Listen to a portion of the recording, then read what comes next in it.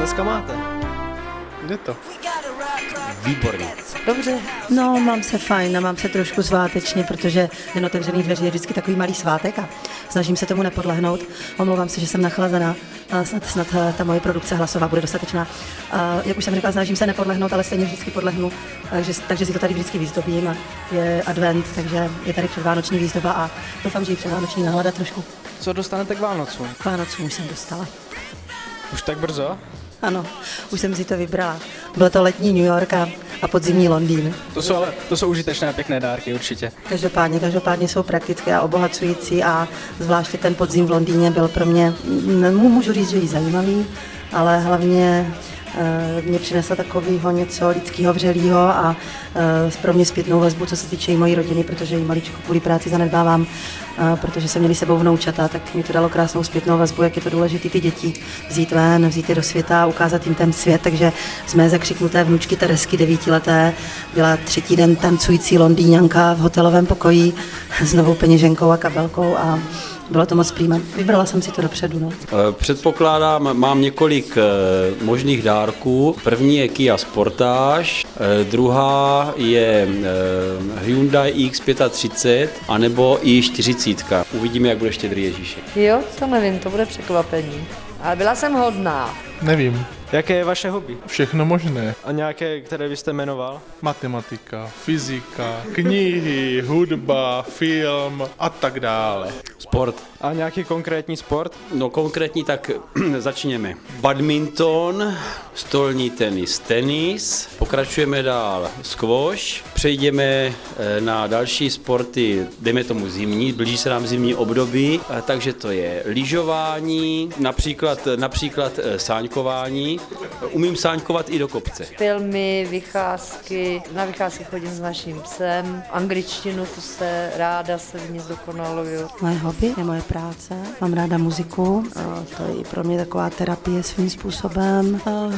Občas si najdu čas na čtení, občas sedím u počítače, což můj manžel nevidí rád, takže ráda brouzdám po internetu a na Facebooku občas. A tak asi takové běžné koníčky, co má každý, ale tou hudbou si to ráda potencuji, protože muziku mám moc ráda. Co si myslíte o studentech? Jsou rok od roku horší nebo spíš lepší naopak? The same, jsou stejní a těžko říct, možná tím, že nejsou přijímací zkoušky a nejsou ještě dělány srovnávací testy a nějaké výstupní testy na základních školách, tak samozřejmě, že místo, aby poptávka převyšovala nabídku, tak je to obráceně a na střední školy se dostanou prostě úplně všichni. Co si budeme povídat, ta populace těch 15letých je pořád stejná, desítky a stovky let, jsou tam nejlepší, jsou tam podprůměrní a jsou tam průměrní. Takže zatímco na gymnázia dřív chodívali ti absolutně nejlepší špičkoví studenti, dnes se tam dostanou i podprůměrní. Ale v tom prostě ta kritéria by se měla nastavit jinak. Já si vzpomínám, když jsem se hlásila na střední školu, že jsme se dostali pouze 2 z okresu na střední pedagogickou školu.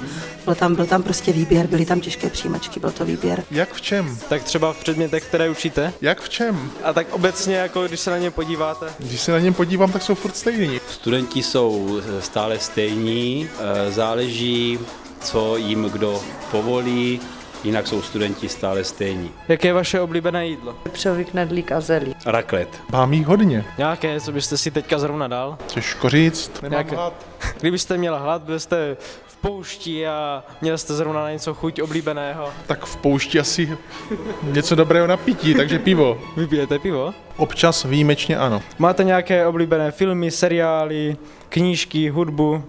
Seriály. Ordinace v růžové zahradě, Ulice, Mladí a bohatí, Blbí a chudí a podobné. Toho je hodně, to bychom tady byli do rána. A nějaký úplně nejoblíbenější, na který se můžete stále dívat? Toho je hodně, to bychom tady byli do rána. Já mám ráda romantické filmy, protože si u nich pěkně odpočnu. Knížky taky tak jako psychologické, romantické.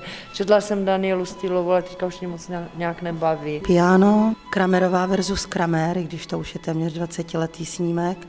A Forrest Gump asi bude vždycky the best. Přátelé, na Přátelé se dívám ráda v angličtině. I klasickou hudbu ráda poslouchám Čajkovskýho, Dvořáka. Mám ráda houslový koncerty od Čajkovskýho. Sama jsem hudbu provozovala i aktivně, teď už na to nemám čas. Máte v nějaké osobě inspiraci nebo nějaký vzor? Nemohu říct nějak konkrétně. Vždycky se najde někdo kolem mne, ať už že je v mém blízkém okolí, nebo je to někdo, kdo se ke mně dostává, nebo kdo to přesahuje z médií, z tisku.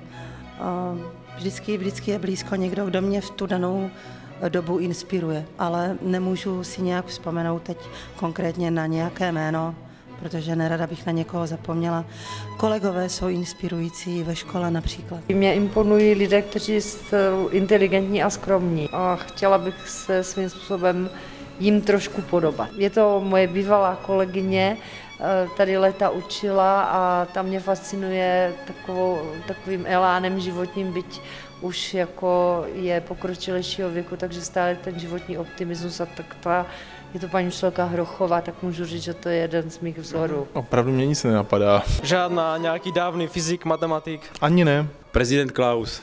Co se vám vybaví při slovech což a jsou Andreje Citroena? Což a jsou Andreje Citroena, se mi vybaví, že se to vlastně dřív jmenovalo jenom střední odborné učiliště, pak to najednou byla střední odborná škola a střední odborné učiliště a pak se tam prostě přidal ten Citroen. A řekla bych, že s každým tím rozšířením toho názvu se tam přidala nějaká hodnota. Hodnota, ať už co se týče rozšíření oborů, anebo hodnota v kvalitě výuky, v kvalitě žáků a v kvalitě učitelů. Škola, kde učím. Moje zaměstnání. Moje pracoviště. Hrajete nějaké hry? Myslíš jako hry sportovní nebo společenské hry? No, asi spíš třeba společenské nebo na počítači. Na počítači. No tam hrám takový ty, tak jak se krvavý střílečky, to je moje. Myslím si, že v současnosti na to nemám čas. Stolní hry s dětmi mám ráda, do Anglie jsme si nabalili kostky, kvarteto, potom karty na prší a ještě něco a prostě ten balíček celý zůstal zabalený. A teď je téměř 16 hodin, můj muž je doma se 3 vnoučaty, a takže si myslím, že už ty stolní hry vybalili a asi je dneska nebo zítra s nimi dám. Co říkáte na elitní třídu, která sídlí v učebně 303? V učebně 303 sídlí třída AT3? No pokud hovoříte o elitní třídě, předpokládám, že hovoříte o třídě AT3. No, ujde to. Takže žádná sláva. Ale jo, mohlo by to být horší. Třída, která se pěkně chová a má pěkný prospěch. Za koho jste bojoval ve válce? Za nikoho. Za koho jste bojoval ve válce? Za vlast. Koho byste z této školy nejraději utloukl? Don't waste a die. So many don't waste a die.